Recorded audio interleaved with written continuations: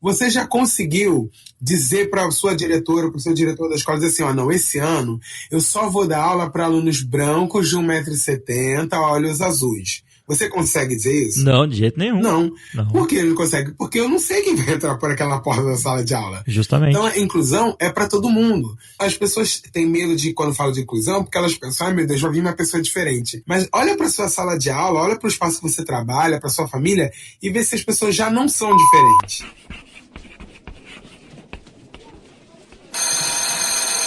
Moi Camoi, bem-vindo ao podcast Papo de Educador. Eu sou o professor Damione Dabito e o tema de hoje é inclusão.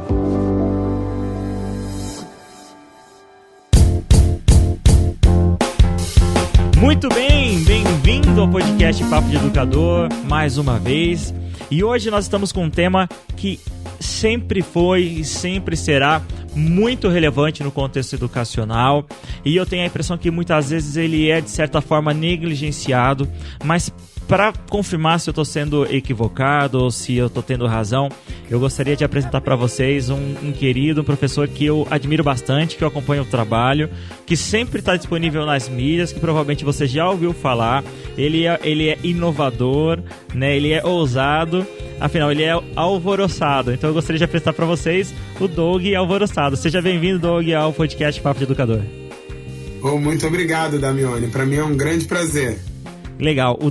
Eu conheci o Doug através do trabalho dele no Google Innovator. Vocês já devem ter percebido, vocês que ouvem o Papo de Educador há um bom tempo, ou que você está ouvindo há pouco tempo, mas você já fez a maratona do Papo de Educador, já ouviu todos os nossos episódios. Eu queria mandar um abraço para todos vocês que estão mandando mensagens aí pelas redes sociais, que conheceram o Papo de Educador. Doug, deu um boom aí mais ou menos nessas 2 últimas semanas. Eu também não sei porquê, talvez alguém tenha feito uma grande divulgação nossa, e tem muita gente mandando mensagem que começou a ouvir agora, mas está fazendo a cauda longa, né? Tá ouvindo nossos episódios desde o início, então seja bem-vindo. E o Papo de Educador, ele tem um relacionamento muito próximo aí dos Google Innovators, né? Eles sempre estão presentes, eles sempre estão junto com a gente, e o Doug faz parte desse time seleto aí, não é, Doug? É isso aí. Bacana. Mas o Doug, nós convidamos o Doug para estar hoje com a gente aqui, para bater esse papo sobre inclusão. E Doug, antes então de a gente entrar nessa inclusão, eu gostaria que você contasse pra gente um pouquinho da sua trajetória até chegar hoje aqui no podcast Papo de Educador, principalmente nessa área de inclusão. Primeiro eu quero agradecer o convite, dizer que para mim é um grande prazer estar aqui mais uma vez. Eu acompanho o Papo de Educador de muito tempo. Quando eu comecei a acompanhar, já estava alguns, também fiz umas maratonas de podcast para alcançar a galera.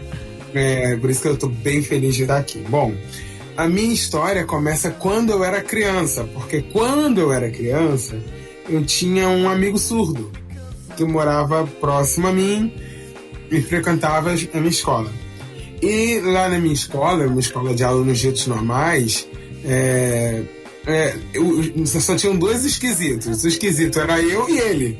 Eu, porque eu sempre fui esquisito mesmo, e ele, porque era o surdo. Então eu me apeguei a ele se apegou a mim. Então eu sempre tive facilidade com o trato dele. Então as pessoas queriam falar com ele, perguntavam para mim. Queriam falar comigo, perguntavam para ele também. Então teve uma questão teve uma sinergia ali, beleza. E aí passou. E aí eu tive a experiência quando criança, ele se mudou e foi embora. Então eu cresci com esse olhar um pouco mais aguçado para a questão das diferenças. Porque eu acho que uma coisa que eu tenho, que as pessoas não têm, na verdade o contrário, né? Que as pessoas têm que eu não tenho, é esse medo de tratar com a inclusão. Eu perdi esse medo quando eu era criança, porque eu não conseguia me comunicar com ele 100%, porque ele era surdo, e ele ainda estava aprendendo sinais, eu não sabia nada, o que ele sabia pouco ele me ensinava. Mas eu comecei a aprender de uma maneira muito gostosa. Então isso sempre ficou no meu radar. Aí 1 milhão de anos depois, eu já na faculdade, tive aula com 2 professoras maravilhosas. Uma delas é Elizabeth Canejo e a outra Rosana Glá, que são da área de inclusão e me fizeram voltar a paixão toda por essa área. A professora Elizabeth Canejo ainda era uma professora cega, e dava aulas maravilhosas falando da situação dela, da vida dela, e a gente ficava impressionado. E aí eu me apaixonei pela área e falei, eu queria trabalhar com isso uma vez na vida, mas eu estava trabalhando numa outra área, eu trabalhava com educação institucional, né, nas instituições. E aí eu fiz o concurso para o município do Rio, passei. E aí, quando eu fui trabalhar, eu falei, eu queria trabalhar com educação especial, porque eu tenho uma quedinha e tal. E aí eu pensei que a galera ia falar assim, não pode, que é muito concorrido, isso vai ser difícil de chegar. Quando eu falei isso, precisar, graças a Deus, porque ter sobrando vaga para educação especial, ninguém quer, é muito difícil, as pessoas têm medo. E aí eu deparei, primeira vez com a inclusão, assim, nos meus olhos, uma pessoa que acompanhava distante, eu não tinha nenhum caso de inclusão na família até aquele momento, nenhum caso próximo, era uma questão de... eu achava que era tudo bonito, tudo normal. Quando eu cheguei na escola, eu vi o medo que as pessoas tinham de tratar com a inclusão, a preocupação, a seriedade do trabalho das pessoas que faziam isso, mas eu achava que era uma coisa que todo mundo entendia, que todo mundo queria, que eu seria o novato. E aí eu comecei a pedir essa vaga na educação especial, aí me deram uma turma com aluno incluído, no outro ano me deram uma outra turma com aluno incluído. Não, na verdade, no primeiro ano me deram uma turma com deficiente intelectual, que o menino tinha muita dificuldade para aprender a escrita, aprender a leitura. E aí, uma coisa que eu fiz diferente, e a primeira dica que eu já dou para todo mundo sempre pergunta pro aluno o que ele tá achando, o que ele quer. Aí eu dava um trabalhinho, alguma coisa assim que eu achava que ele gostava, e eu falava assim, isso aqui tá sendo legal? Você tá gostando disso? Isso aqui tá bom? Eu perguntava pro aluno e o aluno falava, não, tá horrível, não, isso aqui é melhor, não, eu gosto assim, eu gosto assado. E eu negociava com ele, nem tudo é brincadeira, tem que ter uma coisa assim e tal. E no final do ano, esse aluno teve uma curva de aprendizagem muito boa.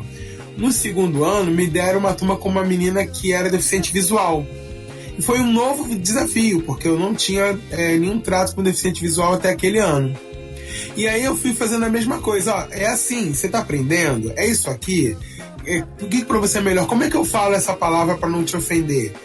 E aí fui andando até que no terceiro ano me deram uma sala de recursos que eu pude atender vários tipos de deficiência. E para mim foi muito bom. Então minha trajetória na inclusão foi aí daí da faculdade, fui fazer pós-graduação e da pós-graduação mestrado também, sempre com um olhar para a área das necessidades especiais, né? Sempre olhando para a inclusão de uma maneira geral. Bacana, então você teve bastante experiência prática, não é só acadêmica, né? Você viveu isso, você sentiu essa dor, né? E você falou uma coisa que eu achei bastante interessante, sendo 2 pontos que na sua fala, que você já começou falando que já despertou já acendeu a minha lâmpadazinha aqui. É o seguinte, primeiro, a palavra, quando a gente fala algumas palavras incorretas ou usa termos incorretos, né? Eu me recordo que agora no episódio 29 do Papo de Educador, nós gravamos com a professora Gabriela um episódio sobre audiodescrição, sobre deficientes auditivos, né? Deficientes visuais, desculpe. E ela me chamou a atenção em relação ao termo. Então, durante o episódio, eu usei o termo portador de necessidade especial. E esse é um dos equívocos, né, Doug? Falar portador. Fala pra gente sobre isso, por favor. Então, na verdade, todo mundo é portador de alguma coisa. Eu porto a carteira, eu porto a mochila. Portar significa estar com você, você pode deixar em casa. Você pode portar a sua mochila, deixar ela em casa e sair sem ela. Então, a pessoa que tem uma deficiência, ela não é portadora de deficiência. A deficiência faz parte do ser dela. Ela não tira e pega. Ela é aquela pessoa. Então a gente não usa mais o termo portador, a gente usa o termo pessoa. Pessoa com deficiência, pessoa com cegueira, pessoa com autismo, pessoa com síndrome X, pessoa com deficiência múltipla. Então o certo é isso. E existem alguns termos que parecem pejorativos e podem até ser em algum momento, mas não são. Um deles é o surdo, é o cego. A questão de falar a palavra cego ou de falar a palavra surdo, ela é muito mais da pessoa com deficiência do que meu. Então, se tem uma pessoa com deficiência visual que ela se vê naquela identidade cega e isso não a ofende, então eu posso falar assim que, por exemplo, o fulano de tal é cego, fulano de tal é cega. porque ela se vê nessa identidade cega. E isso não é uma doença, é uma deficiência, que são coisas completamente diferentes. Primeira coisa que eu falo assim, de deficiência não é doença.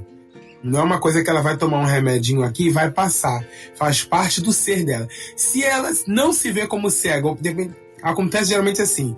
Quando a pessoa nasce com isso e ela já está numa fase da vida em que ela compreende que aquilo faz parte do ser dela e ela convive bem e ela teve estrutura para trabalhar isso, ela gosta até de ser chamada de cega, de ser tratada, fulano é cego.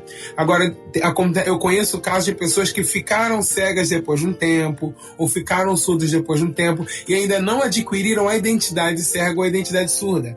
Então elas preferem ser chamadas pessoas com deficiência, pessoas com cegueira, pessoas com surdez. Então, o termo cego, na verdade, para a gente não saber se a pessoa gosta ou não de ser chamada de cega ou de surda, a gente usa o termo pessoa com deficiência X, né? Pessoa com síndrome tal, pessoa com altas habilidades, pessoa com superdotação. Esse é o termo mais legal. A questão de chamar de necessidade especial, ela é adequada ainda ou não? Quando a gente está escrevendo um texto ou falando uma palestra, que entende-se que a pessoa ali, quando eu falo necessidade especial, eu estou falando de necessidade educativa especial, ela precisa de uma necessidade especial para aprender, para escolarizar, para melhorar seu desempenho na sala de aula, ela não tem problema nenhum eu falar para uma pessoa com necessidades especiais.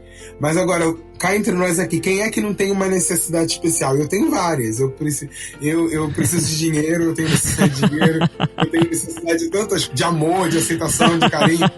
Então, todos nós temos necessidades especiais, entendeu? Eu, por exemplo, eu tenho uma deficiência muito grave. Eu não sei andar de bicicleta, não aprendi, não tenho equilíbrio, caio toda hora. Já tentei aprender 1000 vezes. Então, eu sou uma pessoa com necessidades especiais também, entendeu? Sua necessidade seria as rodinhas, né? Exatamente. Então, quando a gente usa necessidades especiais, é muito amplo. Todo mundo tem uma necessidade especial.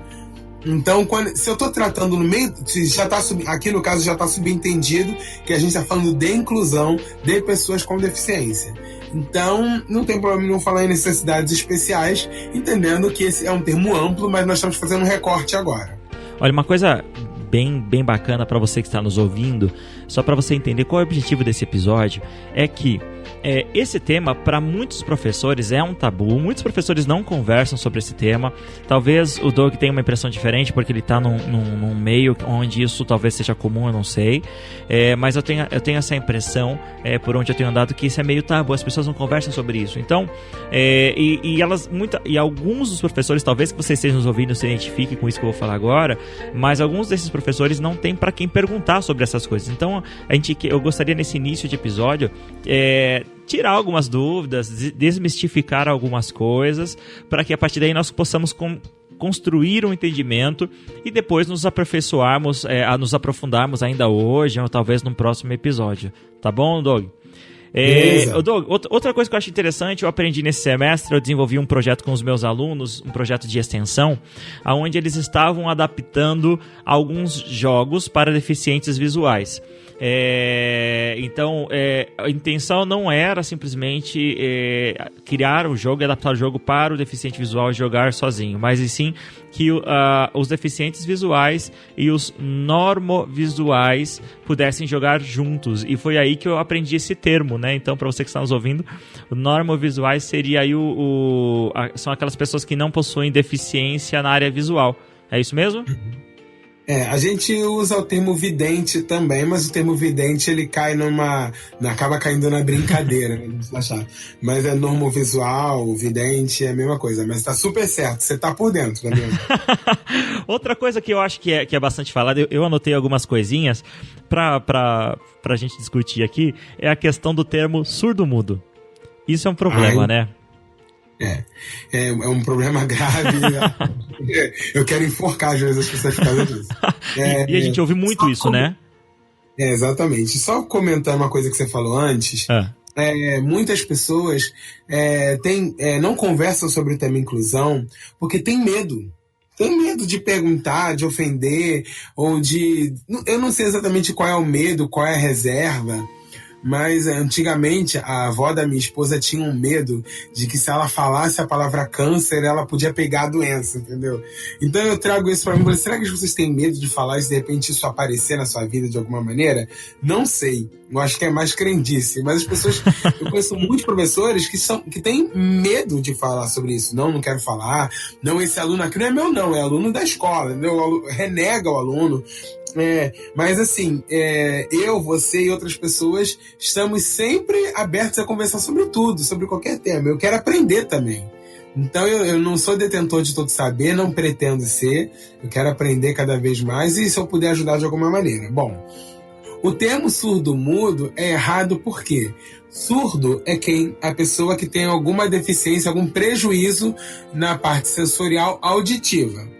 E o mudo é a pessoa que tem prejuízo na fonação, na voz. Então são duas coisas diferentes. O surdo, ele não ouve. A maioria dos surdos não fala porque não aprende a falar, porque não ouve. Mas ele tem voz, ele tem uma prega vocal perfeita, ele tem um trato vocal perfeito, ele pode falar se ele quiser. É a mesma coisa de eu falar com uma pessoa que é quieta, é muda. Ela tem voz, ela tá falando, ela fala quando ela quer. Então ela não é muda. Então o termo surdo-mudo não é usado. O termo certo é pessoa com surdez, né? No caso, se a gente não sabe se a pessoa se vê com identidade surda, ou surdo, surda, tranquilo. Mudo é uma outra coisa, a pessoa que não fala. Teve um câncer na prega vocal, teve que tirar a prega vocal, ou a pessoa que... existe uma doença muito, muito, muito rara que a pessoa fica muda, perde a capacidade de fonação, mas é um caso extremamente raro. Então existe sim mudez, não estou dizendo que não existe. Eu estou dizendo que o surdo não fala, porque a maioria deles não é mudo, é surdo só. Existe também o caso de ser surdo e mudo. Eu não ouço e tive um problema na prega vocal e não falo, entendeu? Mas isso é um caso que a pessoa, lembra que eu falei? A gente perguntar para a pessoa assim, como ela gosta de ser tratada, qual é a identidade dela? Tem surdos que vão dizer para que não querem ser conhecidos como surdos. Então, é deficiente auditivo, beleza. Então, eu sempre uso o termo surdo ou pessoa com deficiência para tratar deles. Nunca surdo-mudo, gente, pelo amor de Deus. Os surdos falam. Com as mãos, inclusive. Com as mãos, inclusive, vamos chegar lá. Mas antes disso, existem alguns surdos que são oralizados, né? Seria esse termo que a gente usa. Então, seria aquela pessoa que provavelmente deve ter perdido a audição ao longo do tempo. Ela nasceu, em determinado momento ela falou, então ela aprendeu a falar normalmente. Ou então, eu conheci um surdo que nasceu com deficiência auditiva. No entanto, ele aprendeu a falar, né? Ou seja, se oralizou a partir de trabalho com fonoaudióloga, né? Então ele tratamento fonoaudiológico. Isso, então ele sentia a vibração, copiava os movimentos da boca. E interessante que eu compreendia muito bem, inclusive logo de cara eu não percebi que ele era surdo. Porque ele conversou comigo, ele falou comigo e eu fiquei respondendo para ele e ele percebi que ele não me respondeu de bate-pronto. E aí depois que eu percebi que ele tinha na voz, né, é como se fosse um sotaque, né? Exatamente, uma voz mais gutural. Isso, parecia algo diferente. E aí ele me explicou falando que ele era um surdo oralizado. Então ele conseguiria conversar comigo através da leitura labial. Então eu acho bastante interessante que isso exista. Eu imagino que muita gente não deva saber disso, né? E você falou uma coisa muito interessante logo no início, que é o segundo ponto da sua fala inicial, que é em relação ao medo, né, Doug? Muita gente tem medo de entrar nesse universo, de tentar conversar com essas pessoas. E você sabe por que disso? Talvez esse medo seja o mesmo medo que alguém que não fala inglês tem ao conversar com um estrangeiro, ou tem mais coisa por trás? Olha, Damiani, eu não sei, eu acho que o medo do diferente, ele tá em todo mundo. Todo mundo tem um medo para chamar de seu, né? Eu quero crer que as pessoas, quando elas chegam na carreira do magistério, é até uma coisa importante da gente falar. Quando a gente fala de inclusão, eu não estou falando de pessoas com deficiência. Eu estou falando de todo mundo. Eu estou falando de toda a diversidade de pessoas que podem existir. Então, inclusão, óbvio que o recorte que nós estamos fazendo aqui agora é para pessoas com necessidades especiais, altas habilidades de superdotação e transtornos e síndromes. Mas quando eu falo inclusão, eu falo da inclusão socioeconômica, eu falo da inclusão da diversidade de orientação sexual, eu falo de diversidade como um todo. E todos têm que estar incluídos na escola. Você também é professor, Damiani, me diz uma coisa. Você já conseguiu dizer para a sua diretora, para o seu diretor da escola, dizer assim, não, esse ano eu só vou dar aula para alunos brancos de 1,70 m, olhos azuis. Você consegue dizer isso? Não, de jeito nenhum. Não. Por que ele não consegue? Porque eu não sei quem vai entrar por aquela porta da sala de aula. Justamente. Então, eu não posso... Então, a inclusão é para todo mundo. É pro branco de olhos azuis, é pro negro de olhos castanhos. Eu tenho um primo negro de olhos verdes, que é lindíssimo. Então, a inclusão é para todo mundo. Então, as pessoas têm medo de, quando falam de inclusão, porque elas pensam, meu Deus, vai vir uma pessoa diferente. Mas olha para sua sala de aula, olha para o espaço que você trabalha, para sua família, e vê se as pessoas já não são diferentes. É que aquela pessoa, além de ser diferente, ela precisa de alguns recursos a mais. Recursos linguísticos, recursos tecnológicos, às vezes precisa de uma paciência a mais, precisa de um carinho a mais, precisa de uma atenção a mais, precisa que eu crie uma ponte entre eu e ela para poder se comunicar. Mas é isso, mas as pessoas já são diferentes. Então, o que eu vejo da minha história para a história dessas pessoas é que eu perdi esse medo lá no começo, quando eu era criança. Então eu cheguei aqui sem esse medo, mas as pessoas ainda têm isso, entendeu? Eu acho que o medo do diferente é bem legal. Eu posso só comentar uma coisa, Damiani? Manda bala. Você falou do surdo oralizado, e surdez, ela é uma pluralidade de coisas, né? Tem surdo oralizado, tem surdo que até ouve, inclusive. Tem surdo com implante coclear. Eita, como assim tem surdo que ouve? Aí você me pega. Tem surdo que ouve implante coclear e ouve pelo nervo óptico lá, ele ouve, entendeu? Ouve por vibração, leitura labial. Então tem surdo dos mais diversos gêneros. E nem dentro da surdez existe um consenso, porque às vezes tem surdo que briga um com o outro, fala assim, você... É como eu falo assim, eu sou mais homem que você, eu sou mais mulher que você, não tem mais bobeira dessa? Então, tem surdo que fala assim, eu sou surdo de verdade, eu sou surdo raiz, você é surdo Nutella.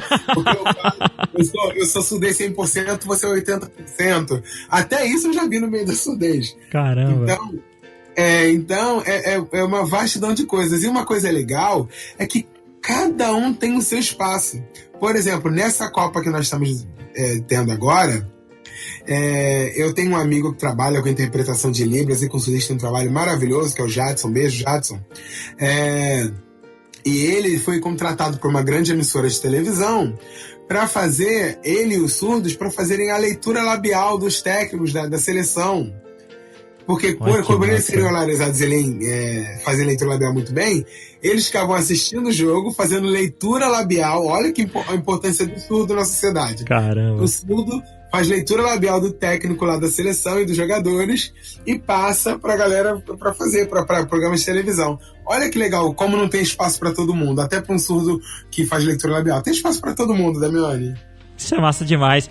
E outra coisa que você falou que mudo também fala, e é sobre aquilo que a gente começou a falar,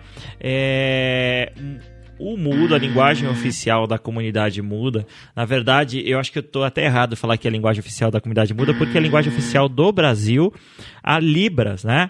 Libras, a Libra, a linguagem brasileira de sinais, foi tida como linguagem oficial do Brasil, eu estou com minha anotação aqui, em 24 de abril de 2002, através da Lei 10.436. Então, desde então, Libra passa a ser a segunda língua oficial no Brasil. Você que acha que o Brasil só se fala português, negativo, né? Então, Damiani, eu já posso começar te corrigindo? Ai, meu Deus, olha, eu me esforcei tanto de não falar besteira, manda bala. Você usou o termo mudo algumas vezes, então é assim, você usou dois termos errados, um é o mudo, mas você queria falar surdo, tá? Ai, caramba. E outra coisa, não é linguagem, é língua, é idioma. Então a língua... Ai, que burro, dá 0 pra ele. Então a Libras é língua brasileira de sinais, não é linguagem. Mas não se preocupe, porque esse erro tem nas melhores provas das melhores faculdades, na televisão, até pensadores da área de inclusão às vezes se veem falando de linguagem brasileira de sinais. E não é. Na verdade, se você for perguntar para um linguista desses mais fervorosos na sua carreira, ele vai dizer que o Brasil tem várias línguas, né? Tem regionalismos, tem línguas, tem tupi-guarani, tem línguas indígenas, tem latim, tem inglês, então tem línguas regionais, tem uma comunidade alemã lá que fala o idioma próprio. Então, quer dizer, o Brasil tem várias línguas. Porém, tem 2 línguas oficiais. E a Libras é a primeira língua brasileira que nós temos no Brasil. Porque as outras línguas... oficial, né? Libras é a primeira língua brasileira. Porque o português não é brasileiro, é de português. Caramba! Então, a nossa língua materna, a nossa primeira língua brasileira é a Libras, a oficial. O português é uma língua emprestada, óbvio que agora é nossa. Nós usamos no nosso dia a dia, claro, obviamente. Não estou questionando isso.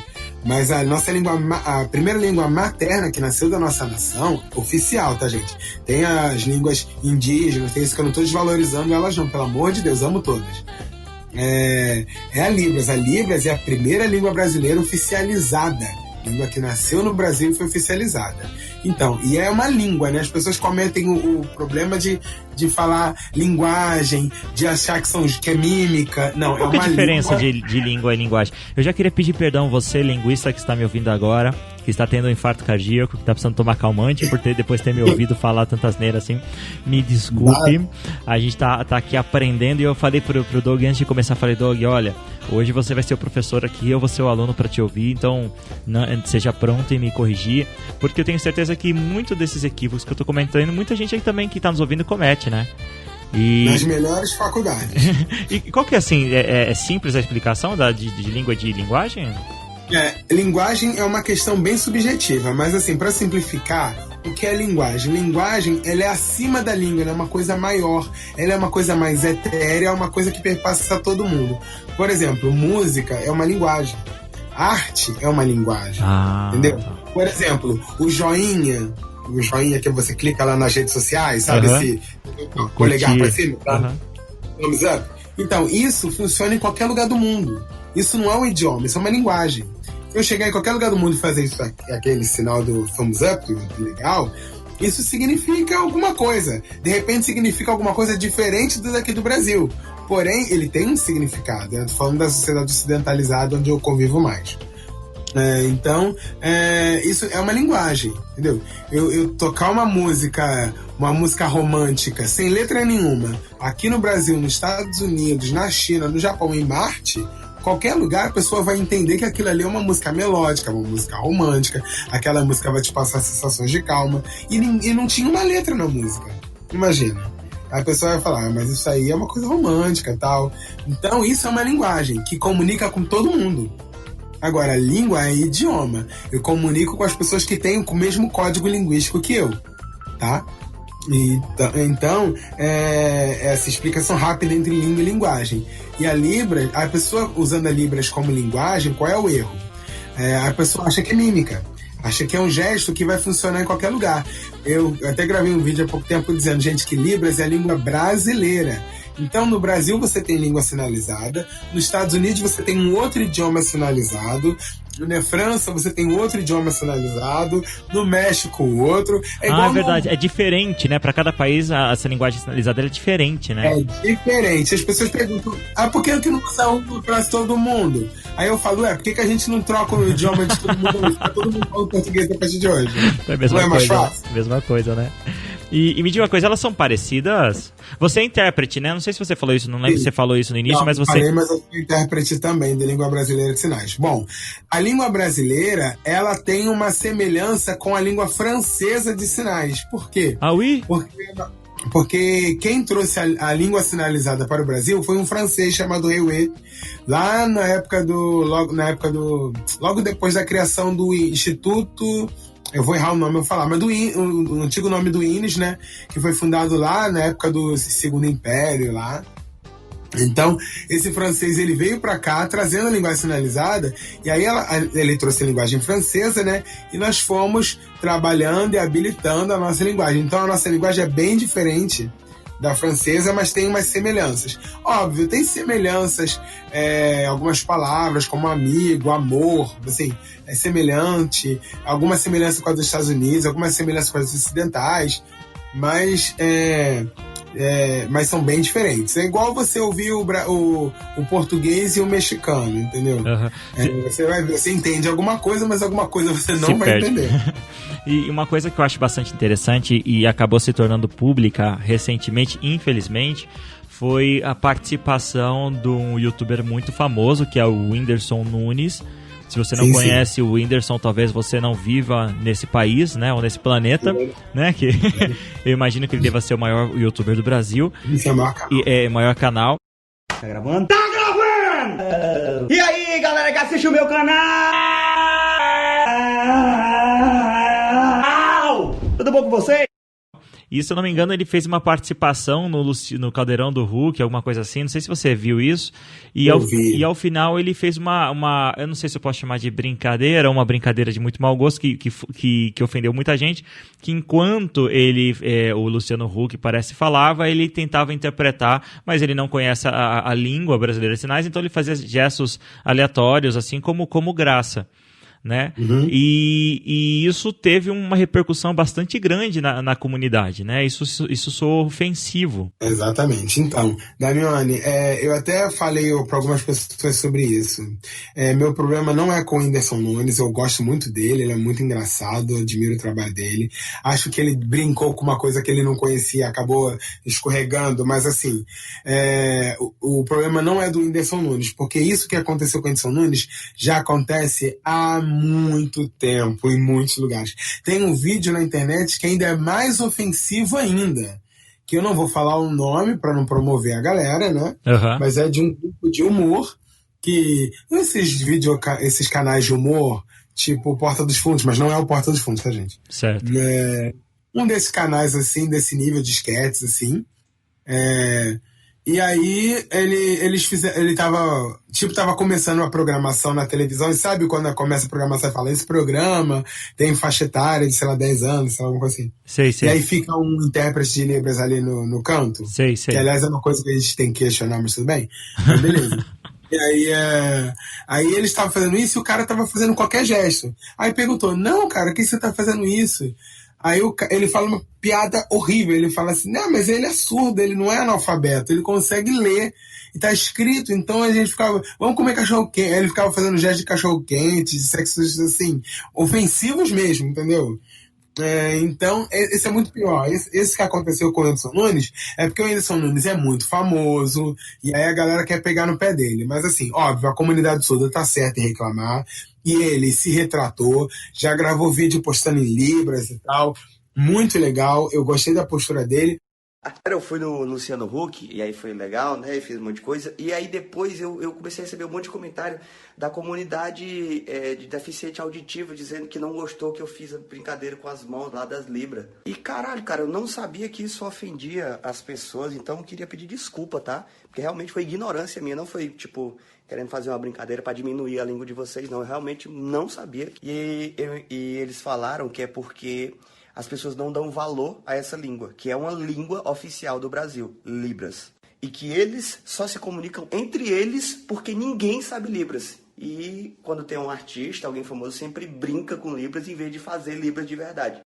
Mas isso acontece muito há muito tempo, as pessoas ignoram a Libras, e o que ofende o surdo não é o fato dele falar, olha que legal, é o fato assim, imagina, Damione, quantos milhões de surdos querem ver o Caldeirão do Hulk e não conseguem? Você consegue imaginar? No país de 200 milhões. Eu não consigo nem imaginar quantos são. Então imagina um grupo de 100 surdos, vamos imaginar bem um grupo pequenininho de 100 surdos que liga a televisão lá no sábado querendo ver o Caldeirão do Hulk, que é um programa legal, animado, tem coisa nova, tem novidades, tal. Aí tá lá o youtuber mais famoso que tem, que eu também não tenho acesso nem ao Caldeirão e nem ao Whindersson Nunes, porque não tem Libras, porque não tem legenda, porque não tem nada. Então, eu quero ter acesso a tudo que todo mundo tem, eu vejo que todo mundo gosta deles, mas eu não tenho acesso, certo?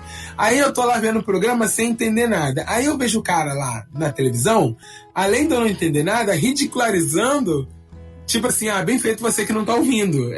O que o gesto dele quis dizer, do Whindersson Nunes, é assim, não importa o que você tá ouvindo, não importa mais a piada do que você. Então isso que dói na comunidade surda. Eu não sou da comunidade surda, né? Eu sou agregado, eu não posso falar por eles. cada um tem o seu lugar de fala, mas o que eu vejo é que as pessoas brincam com isso porque não vem a seriedade, porque não sentem a dor do outro. Imagina quanto isso... Uma coisa da Mione que eu gosto muito de falar para as pessoas: se você se sentir mal agora, sentir uma dor de barriga, alguma coisa, você vai no médico, né? Certo, é isso mesmo. Então, beleza, você vai no médico. Se o surdo passar mal agora, ele nem qualquer médico ele pode ir. Caramba. Então, quando o surdo geralmente passa mal, sabe o que ele faz? Ele liga para um amigo intérprete, ele manda uma mensagem para um amigo intérprete dizendo: aonde você tá, me leva no médico. Porque se ele vai chegar no médico, não vai conseguir explicar, ninguém vai atendê-lo, não tem intérprete, não tem ninguém. Então, e Damione, posso contar uma história triste pra gente chorar um pouquinho? Ah, pode, porque eu já tô me sentindo mal aqui. Confesso que meu olho... Não, sem brincadeira, eu tô com o olho cheio de lágrimas. Que eu falei, cara, e agora? O que eu tenho feito pra isso, né? E aí? Então, uma história triste. Tinha uma pessoa que sofreu queimaduras graves, foi pro hospital, foi bem tratada, ela curaram das queimaduras dela, e ela era surda. E o médico todo dia chegava lá e perguntava pra ela: você tá bem? Você tá sentindo dor? E ela não respondia. Acabou que essa pessoa veio a falecer de dores tremendas, porque não conseguia se comunicar com o médico. Olha que tristeza. Então é muito sério mesmo. As pessoas brincam, mas é sério, entendeu? Eu tenho amigos que são surdos, são instrutores de Libras, e quando eles passavam mal, eles ligam pra mim. E não é só passar mal, não. Tem histórias engraçadas também. Um amigo meu vai casar, eu vou ser padrinho do casamento, eu tenho que ir, e eu não vou entender nada do que vai ser falado na cerimônia. Então já fala pra amiga assim: olha, você tem que convidar a mim, eu, meu instrutor. Caramba. Entendeu? Senão eu não vou. Então eu tenho amigos que falam assim: o que você vai fazer no sábado à noite? Sei lá, tô fazendo nada. Por quê? Pô, vamos no casamento comigo me acompanhando. Eu falei: mano, se eu encontro alguma coisa assim, como? Não, mano, me interpreta pra mim. Beleza. Então, histórias engraçadas, histórias mais tristes, mas que são parte do dia a dia da comunidade surda. Procurar ligar para os amigos, e da comunidade cega também, fazer ligação para falar assim, e abre vídeo chamada para dizer: olha, essa blusa tá combinando com essa calça? Porque eu tô saindo de casa, não sei qual é a cor da blusa, qual é a cor da calça, tá combinando? Então tem tantas histórias legais também de superação de coisas boas. E eu acho que também não vou ficar perdendo tempo falando desse caso do Whindersson Nunes, porque foi um caso sério, aconteceu. Mas assim, não é o ator, não é o Whindersson Nunes, que ele é uma pessoa muito legal, já se retratou. Ele teve uma postura bem legal, né? Ele teve uma postura maravilhosa. Se retratou, disse: se alguém me ensinar Libras, eu me comprometo a aprender. Olha que moral ele fez. Pois é. Mas assim, é uma coisa que a gente tem que superar e pegar o caso do Whindersson como uma lição para todo mundo. E nós educadores, nós temos uma missão muito séria, né? Que nós formamos muita gente. Então, nós influenciamos como muitas pessoas pensam. Então, se o educador que está nos ouvindo, ou então qualquer educador, na verdade, né, fizer um tipo de brincadeira como essa em sala de aula, existe uma chance muito grande do aluno reproduzir essa brincadeira em outro momento, né? Exatamente. E além disso, às vezes essa brincadeira não veio do professor, mas o professor observa isso acontecendo em sala de aula e às vezes até por desconhecimento, que não vai acontecer mais agora que você está ouvindo o Papo de Educador, você que está aí na sua casa tomando banho, correndo na academia, porque com certeza agora você tem essa ferramenta para explicar para o seu aluno que isso não é legal e que isso não é engraçado, não é verdade? E assim, nós já estamos conversando já há bastante tempo. Infelizmente a gente tem que caminhar já para o final, mas a gente tem um universo inteiro de coisas para conversar. Então já fica o convite para a sua próxima vinda. Nós vamos marcar isso. E eu queria saber o seguinte: como que um professor ele pode fazer para amenizar essa, vamos chamar assim, essa dor, amenizar esse transtorno causado, eu não sei nem como colocar isso de maneira adequada, viu, Doug? Como que o professor ele pode fazer para ajudar a ser parte da solução e não parte do problema? Então, primeiro agradecer muito, assim, tô te falando verdade, é um sonho estar conversando com você, conhecer você. Poxa vida. Assim, eu admiro muito seu trabalho demais, me inspirei muito em você, pra falar a verdade. Que honra. É super sério. E assim, O que eu falo sempre, vou dar de novo a dica que eu dei lá no começo, primeira coisa, crie um laço, tente se comunicar com a pessoa, entendeu? Pergunte pra ela, ou tente se comunicar com ela e pergunte se ela tá gostando, se ela tá querendo. Tente explorar a diversidade da sua sala, entendeu? Tente explorar várias maneiras de responder a mesma questão. E outra coisa, sempre que você vê uma pessoa na rua com deficiência, não tenha medo de ir lá perguntar, tirar dúvidas, óbvio, respeitando o espaço. Depois a pessoa quer ficar quieta, vamos deixar ela quieta. Mas às vezes assim, eu tenho pessoas que falam, gente, eu quero aprender, mas eu não conheço nenhum surdo. Falo, o dia que você vê um surdo na rua, você escreve um bilhetinho e fala pra ele assim, quero ser o seu melhor amigo. Vamos trocar o WhatsApp? Gente, é sério. E olha, às vezes eu vejo o surdo fofocando, né, no ônibus e tal. E eles não sabem que eu sou intérprete, né? Alguns não sabem. Já imagino. Eu fico só vendo a fofoca deles, aí eles percebem, aí eles começam a fazer em libras. Tem um cara estranho olhando pra gente. Aí eu começo a finalizar pra eles, aí eles... que legal, você quer fazer intérprete. E aí acaba criando uma amizade, porque é mais uma pessoa com quem eles podem contar. Poxa, eu não conhecia você, agora eu sei que você também faz parte dessa grande família que a gente pode contar. Então, crie contato com pessoas, não tenha medo de visitar. Olha, essa época de festa junina, tem festa junina em tudo quanto é lugar, né? Tem uma festa junina famosa da comunidade surda aqui no Rio de Janeiro, aí em São Paulo deve ter também, em Niterói, em vários municípios. Vai na festa junina deles, não se preocupe que tem música, tá? Não, tem música, é música alta, barulhenta. E ela é bem alta, né?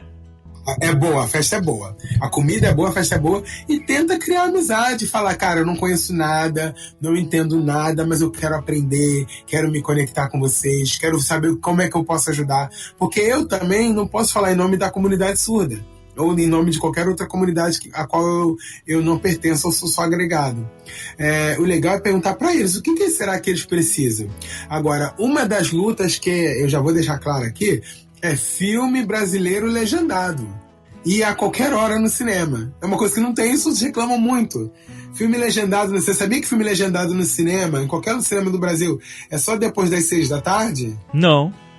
Sabia não. Então, o surdo só pode ir no cinema depois das 6 da tarde. Esquece, e se for filme brasileiro, ele não vai ver. Caramba. Então, são coisas que a gente tem que perguntar pra eles e lutar contra. Assim, não, cara. E isso é uma coisa fácil de resolver, a gente colocar uma legenda, olha. A gente faz isso brincando. Tem adolescente que tá brincando de botar legenda nas coisas, de fazer redublagem. Não, e eles exportam esses filmes. Esses filmes provavelmente eles têm legenda, eles só não colocam. Exatamente. Então, é só colocar. Olha que coisa fácil. Mas falar uma coisa sobre isso ainda. Eu uma vez ouvi falar, e você pode me ajudar se isso é verdade ou não, mas que tem muito surdo que não sabe ler português, é verdade isso? É muito verdade, porque Libras é um outro idioma, né? Falando. E as letras que a gente usa na datilologia de Libras é um empréstimo linguístico. Vou encurtar a história para não ficar chato, mas, por exemplo, eu tinha uma aluna que ela queria perguntar para mim o que significa... Uma aluna surda, né? Ela falando, o que significa no? N-O. N-O, no. Aí o no de não em inglês, é isso? Ela, não. Aí ela me mostrou a frase assim... o gato está no cesto.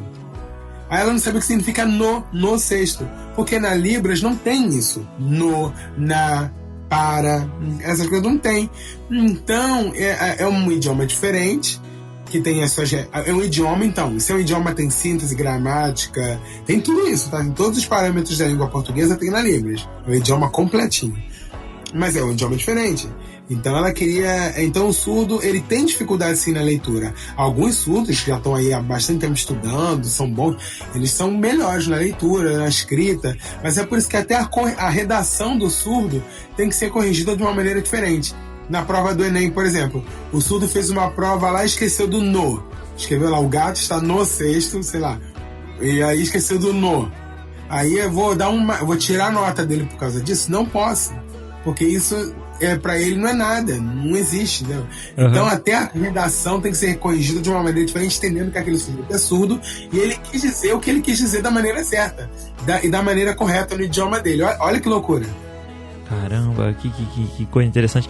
Uma coisa interessante que eu também vi sobre surdos o nosso foco do programa acabou virando esse, né, desse episódio, mas é que uma vez, eu lembro numa aula, eu comecei a fazer aula de Libras, e a professora contou a história que, na verdade não foi uma história, ela contou uma situação que acontece com muita frequência, que quando vai conversar com um surdo, a pessoa ela tende a gritar, né? E eu lembro que ela falou assim, gente, não adianta gritar, ele é surdo. Existem algumas pessoas que têm perca auditiva e tal. No entanto, é muito mais eficiente você se posicionar no campo de visão dessa pessoa e articular bem a sua fala do que falar alto ou gritando, né? Exatamente, sempre olhando nos olhos. Se ele estiver sentado, sente. Se ele estiver em cadeira de rodas, fique na altura dele, se ajoelhe. Se for criança, se ajoelhe. Fale do tom normal, articulando bem as palavras.